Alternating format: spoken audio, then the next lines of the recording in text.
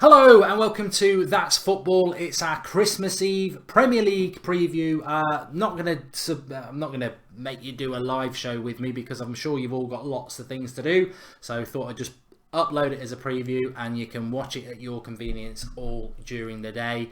Happy Christmas as well. Merry Christmas, and I hope you have a fantastic time. But especially if you're a Manchester City fan, you'll be bloody loving it, won't you? What a week that was for the Premier League.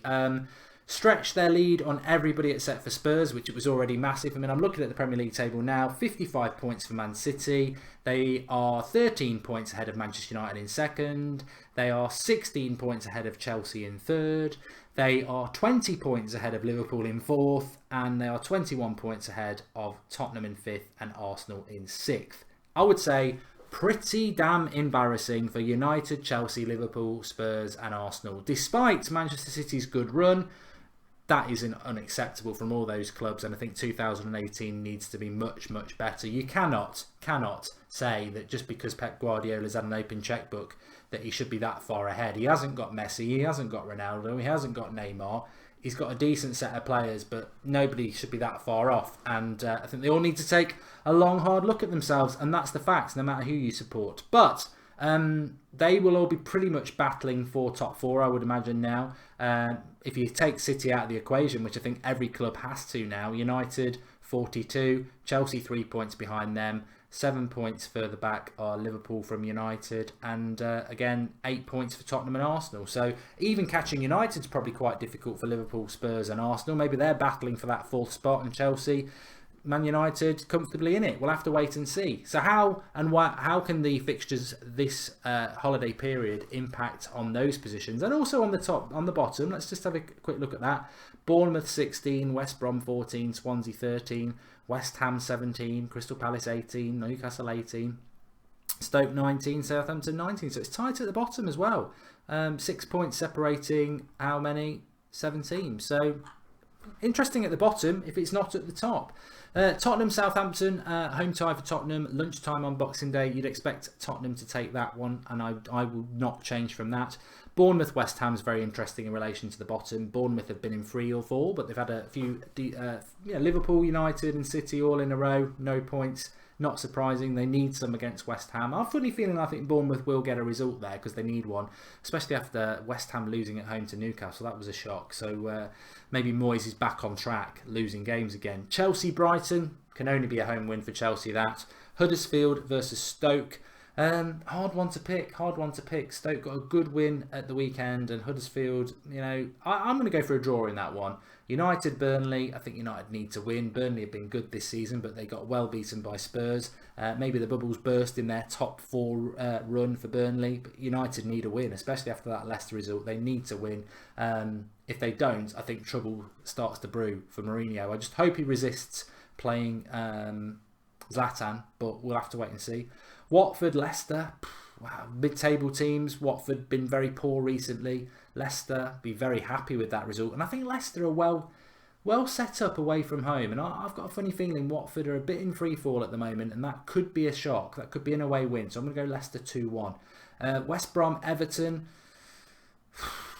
Hard to tell with West Brom at the moment, but I would go with I'm going to go with a 1-1 draw in that one. And Liverpool, Swansea, I think Liverpool will absolutely batter Swansea. Swansea currently bottom of the league, can't buy a win. Liverpool scoring a lot of goals, so I'd say Liverpool to comfortably win that. There is a game after that. It's on Wednesday, the day after, Newcastle versus Manchester City. There's only going to be one winner in that, Manchester City. And then the following night, Crystal Palace versus Arsenal.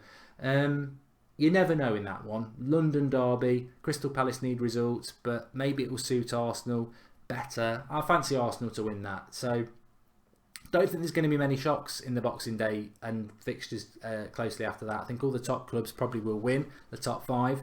And then we'd go into, I think there's something like 3 Premier League games in just over a week, because you've got these games, the weekend games, and then the New Year's Day games. So be interesting to see where everybody is after that, because then the FA Cup kicks in, and I think how many points people like United and Chelsea are ahead of the pack behind them will be quite significant. I think for Manchester City, it's about records now. It's about unbeaten records. It's about how many games they can win, how many points they can get, how many goals they can score, and that's very, very sad. It is very sad in relation to the Premier League, But also, the same things happened in La Liga. Barcelona have won their league pretty much by Christmas. So we don't want that in football.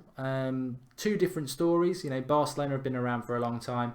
Manchester City in the Premier League haven't. They have effectively bought success. It is bought, but it's there. It's a fact, and other clubs need to deal with it. You can't live in history in a new world, and the new world is rich billionaire gets bored and feels like destroying football by buying a club and as a play toy, and that's what money can do for you. And Abramovich did it with Chelsea. So, you know, Manchester United, Arsenal, even Chelsea, even now, you know, Liverpool, Spurs, they need to react. And I think we're all playing it, pretending that this is a great Premier League season, and it really isn't. It's becoming quite boring because of one team running away with it. But you've got to hang in there and progress, and that's the challenge for everybody else. Can they do it? Can they do it? Anyway, thanks everyone for watching. Drop a like, give us your comments below, and remember that we do have an offer through Spottercash for you to spot the ball, maybe win £10,000 this Christmas, because it's announced tomorrow. Let me get the video up for you, and then I can read it out what it's all about. The link is in the video description. Spottocash is a new online game of spot the ball with a guaranteed weekly prize of £10,000. The game is simple. You look at an image from a football game where the ball's been removed, then select where you think the centre of the ball should be.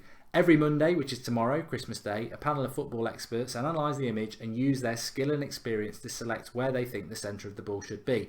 If your spot is closest to the final spot placed by the head judge, you win £10,000 and 10 runners-up pocket £100 each.